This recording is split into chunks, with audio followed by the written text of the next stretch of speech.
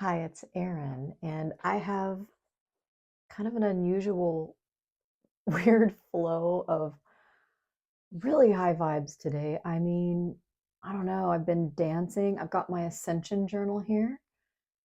Do you keep an Ascension journal? Do you write down like the weird stuff that happens to you and kind of the changes and the dreams and sort of the communication from spirit? So I started doing this recently, and I want to share mine with you because I really do feel like, we're mirrors of each other. I know that to be true. And you're a mirror for me, even though I don't know you individually, who's some of the people I know, but most of you I don't know. And yet there's enough of a vibrational resonance there for you to find me and me to find you, at least energetically. We're all like here together, and it does feel a little bit like a party. So I've got this notebook that I'm just going to kind of read off sort of the key points and things that really stand out to me as something shareable. I've got my tea here. This is just kind of a casual flow. I just felt it this morning and I was like, I got to get on and make a little video. I'm still technically in my jammies, though I put in earrings, so that makes me feel like I'm more ready for the screen. But I feel like we should sage, you know, get some smoke up in here. This is Palo Santo.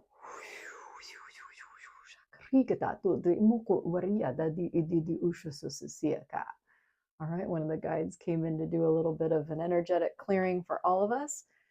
And yeah, it feels like a party flow right now, so let's keep it going. I just danced to Return of the Mac. That song for me right now, wow. I don't know. It brings back this. When did this come out? Return of the Mac, Mark Morrison. I'm just telling you, this song is doing something to me lately. You know what I'm talking about?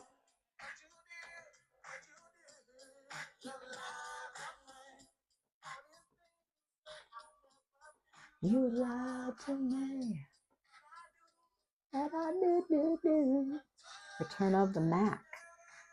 So I was walking to this the other day, and all these light codes just came flowing out, and I felt like I could not control my body. I just had to like dance it out. There's like this shoulder thing, and there's almost like this belly dancing move that wants to come out, and just it's inspiring a flow. So are you listening to any specific music right now that's really energizing you, or maybe it's tapping into something that makes you cry?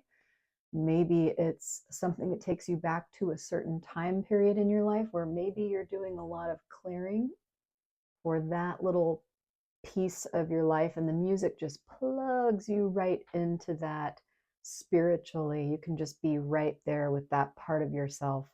Maybe that part of yourself needs you right now.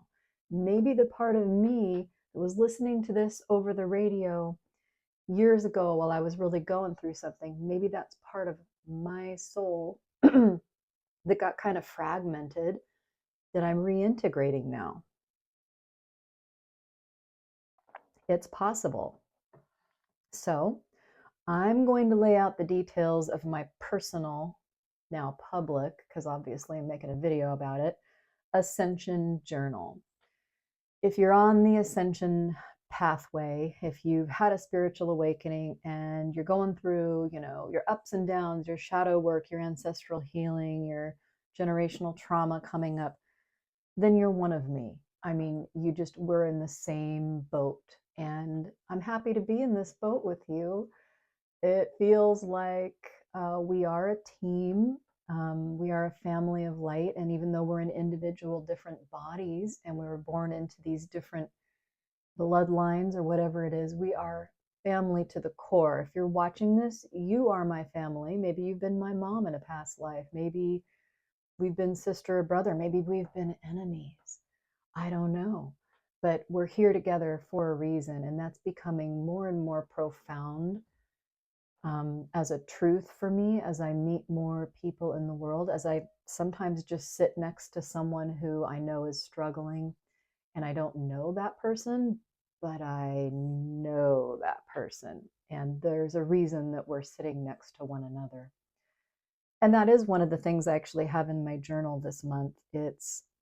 I'll just start with that, even though it's at the bottom. Everyone as mirrors. That I'm starting to just get this more expanded viewpoint of every single person that I see on a screen, every single person that I pass by in a grocery store or sit next to, but especially the people that I'm having conversations with, the people who are closest to me in my life influentially are aspects of me.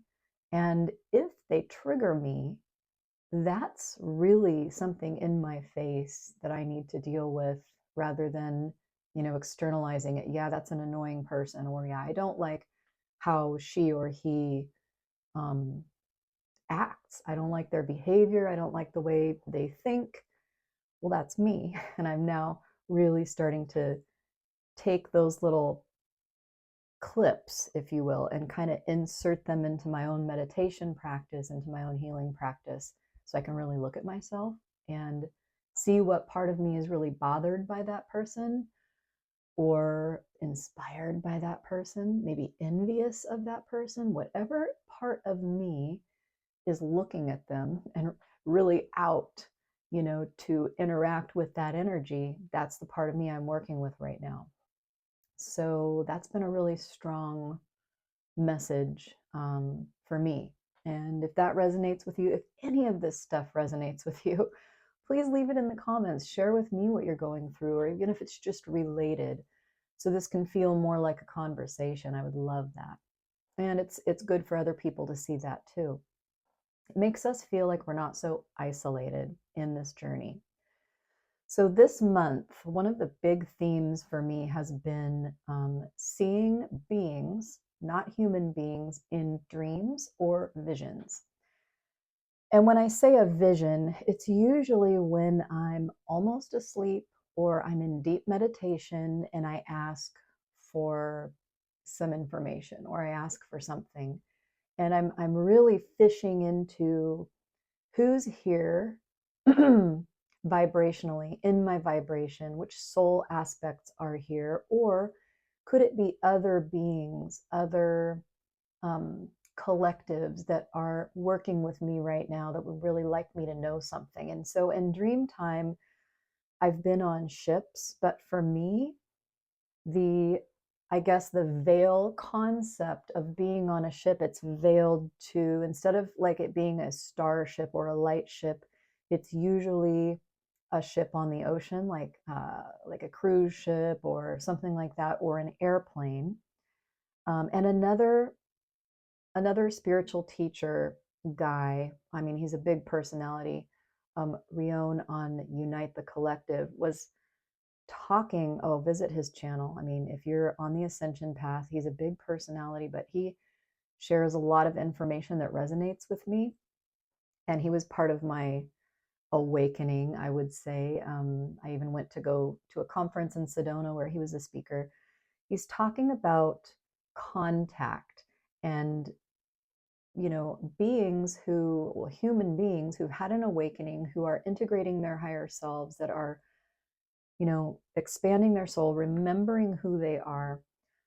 He's saying that they're being tested or observed on ships to be sort of almost ambassadors when we finally have contact with other, we'll say, galactic races, other beings, like when we find out, when the collective finds out we're not the only ones here. And that's happening more and more with different aspects of disclosure. But for people kind of in the front of the line of the ascension path, the ones who are awake, we're in the minority. And like for me, I'm like the only awake person in my family. And I really can't share most of this stuff with like my biological family. I mean, even just the thought of that kind of just makes me laugh right now. My friends from high school, I do have a little group of people that I still love and communicate with. In fact, just went to like a beach party with one of my friends. They like to do a big thing when they turn 50. I kind of did too. Yeah.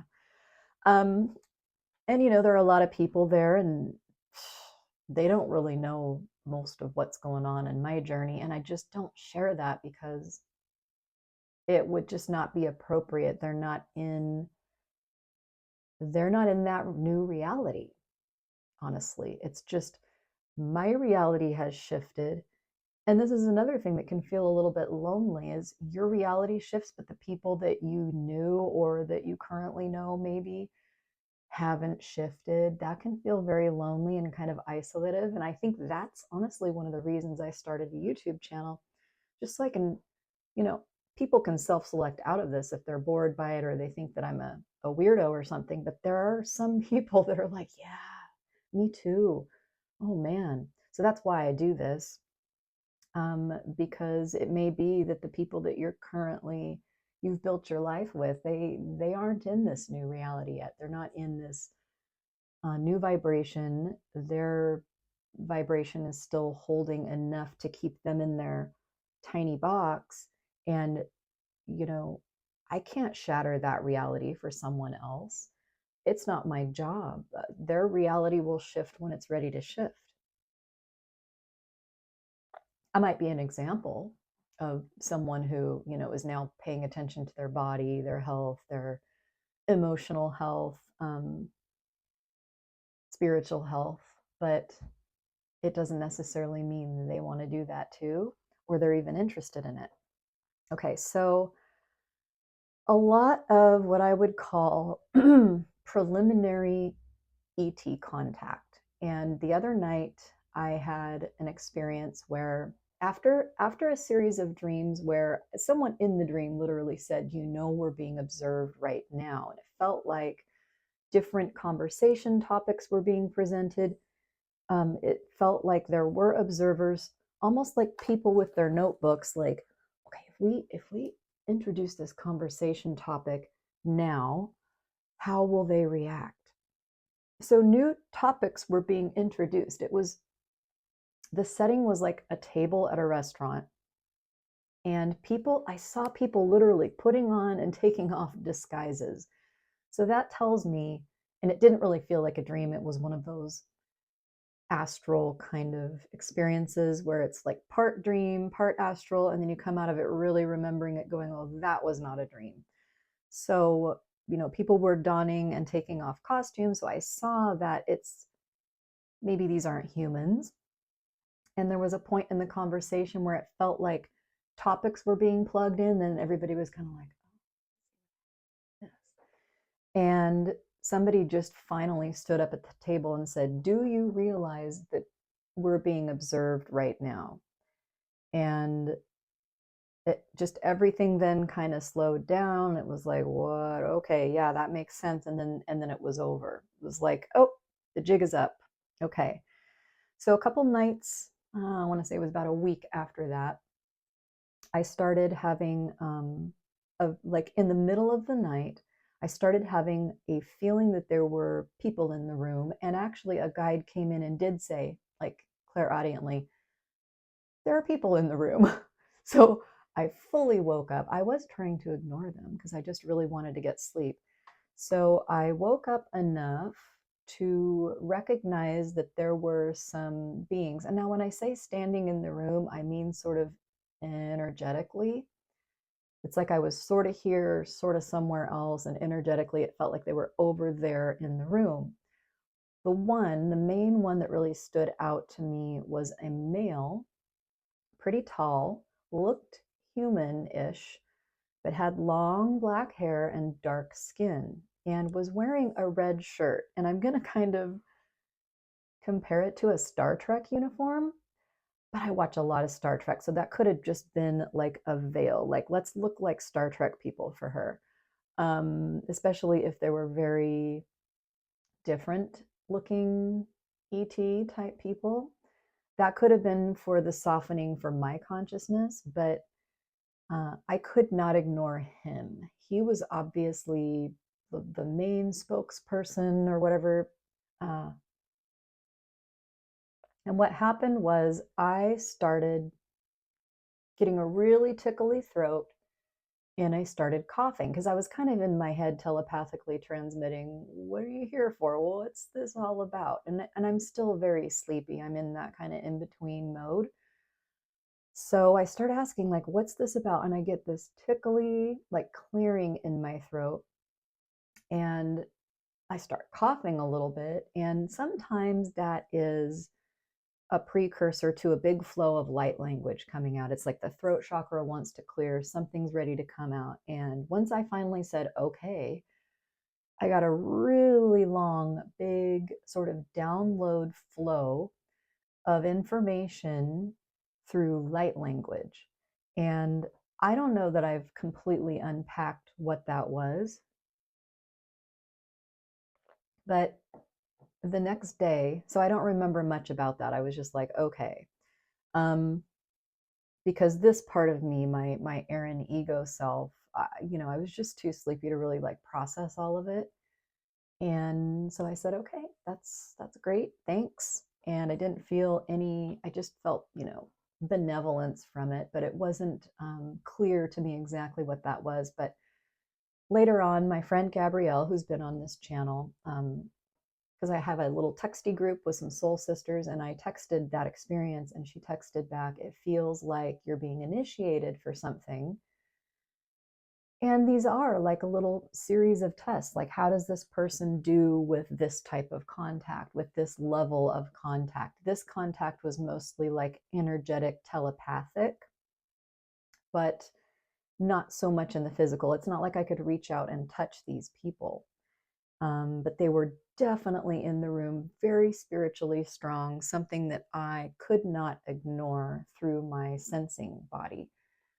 So I got that. So it was some form of contact or feeling out or a testing. Another thing that happened that was really weird, a couple days before that, I was having a vision of scrolling through my little YouTube. There's like a little YouTube manager that will tell you, how many views on a video, basically helps you manage your YouTube account. You can change the titles on things. And I was having a vision or like a memory of scrolling through my thumbnails. And what really caught me and stopped me was one of my thumbnails, like instead of my face, I don't always make like a nice thumbnail for my videos. One of the faces was an alien face instead of my face. And it wasn't like a pretty alien.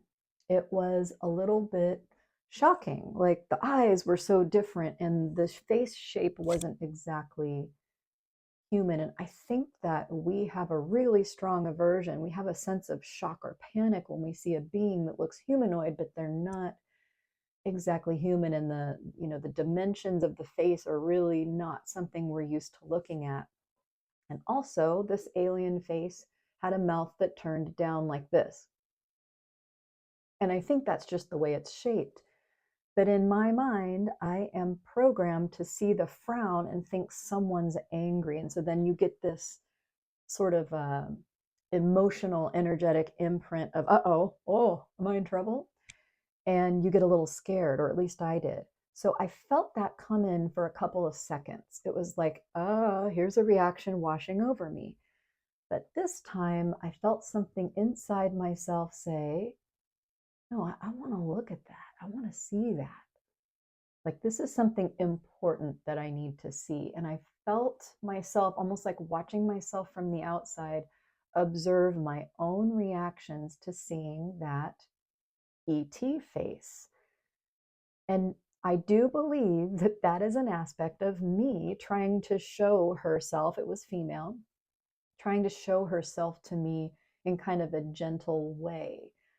But knowing that I would be so viscerally, so primally reactive to that face because it's alien and it doesn't look all happy and pretty the way that human beings smile to express um, you know that were benevolent, like good. It's a goodwill gesture. It's a nice greeting to have, either a neutral face or a smile. And this very much looked like a frowny face. So I needed to feel for that few minutes, or it was really like seconds, that she wasn't frowning at me. It's just a different face. And to really walk myself through the reactivity that was going on inside my body, inside my nervous system, when I saw that. And I feel like these are, and from what I've gathered, these are the kinds of tests that we're going through in our dream time, on the astral, and maybe even some of us in our waking state, in our more meditative states. Are you seeing different faces? Are you being exposed to the different variety of life forms that are really out there?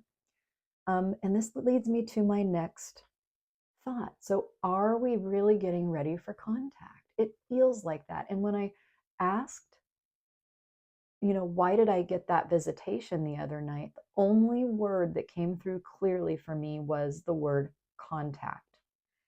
So, is that a form of contact? Absolutely. It's contacting maybe an aspect of me that's not fully awake. I'm in kind of a dreamy state, but that is a form of contact. So, if you feel like, you might be sensing beings around you sometimes, or, maybe you've had dreams where you really feel like, oh, this is not just a dream. This feels so much closer to reality. My emotions are involved. I'm remembering it after I wake up. I think that might be a form of contact. And we might be able to consider that we're being prepared for a more grounded, more integrated into our reality type of contact with other species, other consciousnesses that are kind of merging into our reality here as Earth beings. It's not going to happen for everybody at the same time, but for some people, this may be trickling in. And I think that, I don't know, I get really excited about thinking about that. Okay. So, the other thing that I've been doing a lot, and I put this in my journal, is spirit dancing. Some of you may already be really free in your bodies and really like, oh, I can just groove anytime. But that has come in slowly for me. And now I'm at a point where I can flow. I can just let my body move. It's like spirit moves through me a lot easier. But I still have hangups where I feel like a little part of me is watching me from the outside, sometimes going, ugh, what a dork. She looks so dumb, or whatever. Like these little self judgments. And I have a friend who has recently, and she's like my age, okay? She's 50. She's recently started a channel. I think it's more Instagram-y, where she's dancing, like almost like sexy dancing in front of the camera with music. And she's started this form of expression. And I have my husband and another friend of mine who know her, they've commented to me like, oh my God, did you see that? Wow. I mean, almost like this, I don't want to say shaming, but like they're experiencing like how embarrassing that is for them to witness this person just totally being free, maybe especially at our age or whatever. Like that's not appropriate. And I will admit to having kind of a visceral reaction to that too. There was a part of me that was like, you know, like why do you need that much attention? And it's really kind of petty, and kind of, I had to look at my own reaction to that and go, why don't I think that's just amazing and great? I tapped into myself, like my whole self about it. And I would say that I was like 90% like cheering her on, like, congratulations for being that free. That's amazing. I'm so happy for you. And I want to be there too. And then this like 10% part of me that was just like, you're so attention seeking. Ugh, how embarrassing. So the 10% I have been working with. And the last time I saw one of those videos, I felt different. Like there wasn't any part of me that was embarrassed. There wasn't any part of me that was judgy. It was just like, You go, girl, get your groove on. I'm so proud of you. This is amazing. And ever since then, I have been dancing in my mirror in my living room with just this free, abandoned, completely, I don't know, uninhibited spirit. And it feels so good. And I don't look good while I'm doing it. I'm like wearing my pajamas and my hat and my fanny pack from taking my dog for a walk. And I am just, I'm really vibing with myself. That part of me that was so judgmental, that had was capable of judging somebody else for that, that showed me. She was a mirror for the part of me that really was still scared to be fully in my spirit and in my body and just let that go. Am I going to be able to do it on Instagram? I don't know if that's me. I don't know if that's my thing. Maybe, never say never. But um, I thank her for that. And I'm acknowledging that I like being this free, and I want more of it. So I've been really vibing to a lot of music, doing a lot of spirit dancing. I would call it like a dance party with myself. It's a new level of freedom and inhibition that I've invited, that my soul is invited into my body, into my human experience. And it's really healing a lot of the terrible body shame that I lived with for so many years. It doesn't matter what your body looks like. Body shame doesn't care what you look like. The whole body dysmorphia, epidemic that we have in our culture, especially with women, it's it's so pervasive. It's so in our blood, in our ancestry, in our cells. It's time to let it go. And I'm thankful to the people who I see letting that go every day and showing themselves on social media. And I'm just grateful to that, because when I grew up, we were still really locked up about this, really locked up, really stuck in, um, I mean, it was a constriction of our spirit, of our sexuality. So I'm grateful for that. All right. So the other thing is loneliness in a crowd. I felt a lot of personal loneliness and isolation in myself when I went on this trip. And like I said, it wasn't, the awakened people that I know. It was like all of my real heart and soul friends from like high school that sort of rescued me out of loneliness in high school. And we got to be geeks together, dorks together. Our hearts were on, but we weren't like everybody else. And I found my little magical unicorn people then, and I'm still friends with them. We call ourselves the Golden Girls. And so I got together with one of my Golden Girls, and it was all of us plus like 3 or 4 other people. And I noticed when I was there, mostly I noticed when I came back, because I think that I was masking so much when I was there, because I couldn't, talk about the new me, the more expanded me. It was hard to balance while I was there. There were a lot of things going on an interpersonal level and dynamic with a few of them. And gosh, I think I had my masks and disguises on a lot of the time that I was there. And I'm still working through some of that. But what it really did bring up for me was the loneliness that I experienced through most of my life with that level of masking, to try to fit in, to try to, even with those lovely people, just trying to find my personality in that mix and be who I thought I needed to be for survival, to fit in, to be one of the group. And that version of me is hard to recall. It's like trying to sift through an old closet going, oh my God, I can pull this out. Oh, do I still have that? Oh, wait, where's that mask I used to wear? So it's kind of like that. And I came back and I just kind of had a hangover from trying to mask. And what really came through was the deep loneliness of feeling like you have to separate your true self and wear a mask. And I don't do that very much anymore. I'm very much more authentically free and me, and just kind of rolling with the vibes. I would say my personality has shifted down. I've released a lot of stuff, so it could feel like I don't even know who I am anymore.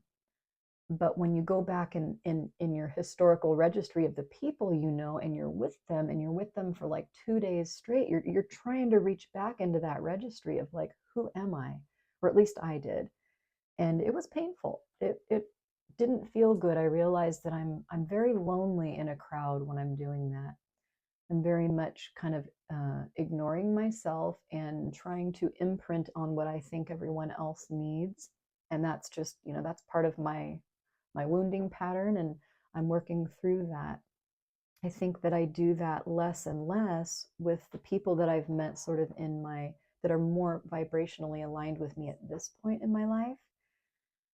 So I recognize that part of myself. I did a lot of healing with that part of me that was really, really rooted in those early teen years. Um, that part of me was struggling to fit in. And so I was able to do a lot of healing with that. Another aspect of the loneliness of spiritual awakening is, like the reality shift. Like my reality is quite a bit different than most of the people that I know. And how much of that I can share with them, I really have to use discernment. I really have to feel into intuitively what I can show or not show. I'm going to scare this person, or, are they ready for that? So, as much as I'd like to just let all of me hang out all the time, I'm not ready to completely do that yet in my awakening. And I think this is a dance that we're all experiencing.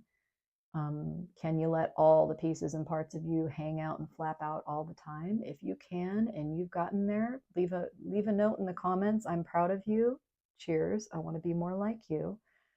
And I'm hoping to let that authentic aspect of me bloom out more and more every day. So, last thing before I talk about my crystal skull Hermes, and I said I was going to do a whole video on crystal skulls, and I still will. It just hasn't felt like the right time yet, but I'm going to talk about Hermes and channel a little bit through him. I feel like that relationship with my crystal skulls was kind of, I don't know, it felt like it hit a plateau. And then lately, I've been really wanting to connect with them, communicate with them, bring through newer, higher aspects of me and my guides. But from the guides, this was very specifically channeled the other day, is just a whole bunch of stuff about nutrition and hydration. So I'm kind of on a different level with myself. It really feels like I want to take care. I'm sorry, that probably sounded terrible. I want to take care of this body like it is a beloved pet. And it was brought to me like beloved pet, not that your body isn't you, or because it really isn't you, but not that your body isn't more sacred than just a pet, but we're talking like a beloved pet that you want to have with you for your whole life. So you want to feed it the best food. You want it to have longevity. You want it to be able to be, have feel not pain but pleasure in this body, and not pollute and toxify your favorite pet with garbage and toxic everything. So I've been just talking to myself more about that. I've been taking, vitamins and, putting minerals in my water and having more smoothies and really trying to eat more consciously. I think I'm going to have to be a vegetarian. It's just really bothering me to try to eat meat lately. And it feels like my body, like I'm being instructed to be nicer to my body and to treat it better. It's my temple. But it's also, in a way, it is a beloved nature spirit of Gaia. It is the embodiment of Gaia. So yeah, I could go on and on about that. And I think part of that is the ascension symptoms that I've been having. When new light comes in, we're on this ascension path, we're getting this plasma and the light codes from the sun, from the grand central sun, and from source. Like we're receiving light codes, and our bodies are shifting. Our DNA is being affected, activated, and we are clearing now and becoming more crystalline from a carbon-based human experience. So the symptoms that I've been having are like skin hives. I've been having a lot of skin symptoms, a lot of like hot and cold, like swelling of the hands, and then it'll be down in my feet, and then I've had hives down around my thighs and ankles, different parts of the day, and it's like energetically I'm going up and down. It feels like I'm riding the waves. That I thought I would mention in case anyone else is experiencing that. And in reaction to that, as I'm thinking about that, it's like I get these little bits and pieces about nutrition and hydration. Maybe that's going to make a difference for me in how maybe it'll lighten up on the ascension symptoms because my body will be less toxic, more able to flow this light in and not have it bump up against so much density. Meat is very dense and it stays in your body for like 6 to 7 days.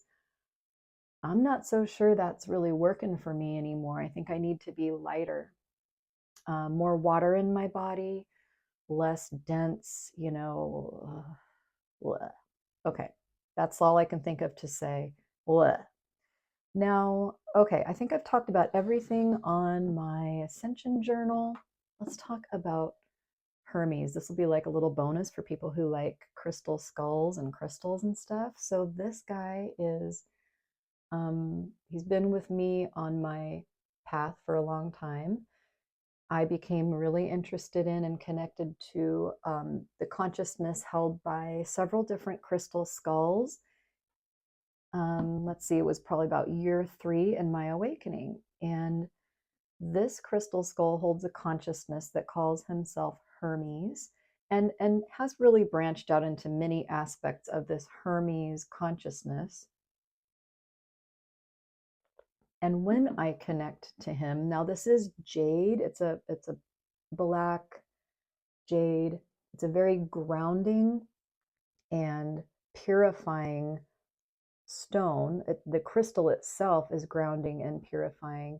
And so this guy actually helped me sleep for a couple of years. I was going through feeling very ungrounded. I was still experiencing a lot of terror and panic in my body from past traumas. And I swear this guy is like Xanax. Because of the vibration of the grounding crystal, this jade nephrite, it's called. If you have issues with anxiety or fear or insomnia, get yourself some jade nephrite, or even get yourself a crystal skull that's jade nephrite, and it's not just a crystal. So when a crystal is carved into the shape of the human skull, it can transmit higher frequency consciousness into a more human form. It may be a more absorbable form. And that's maybe why some of these can talk to us. Now, I'm clairaudient and I get a lot out of connecting with crystal skulls, and I will get like this inner voice that's not really my typical inner voice. It will take on a higher vibration. It will take on a much kinder, wiser, kind of an input. It's like I've plugged myself into like a wisdom keeper outlet, and I can receive. So this is, I guess you could think of it as an amplifier or a big receiver. And I just put, sorry, that was the skull on the desk.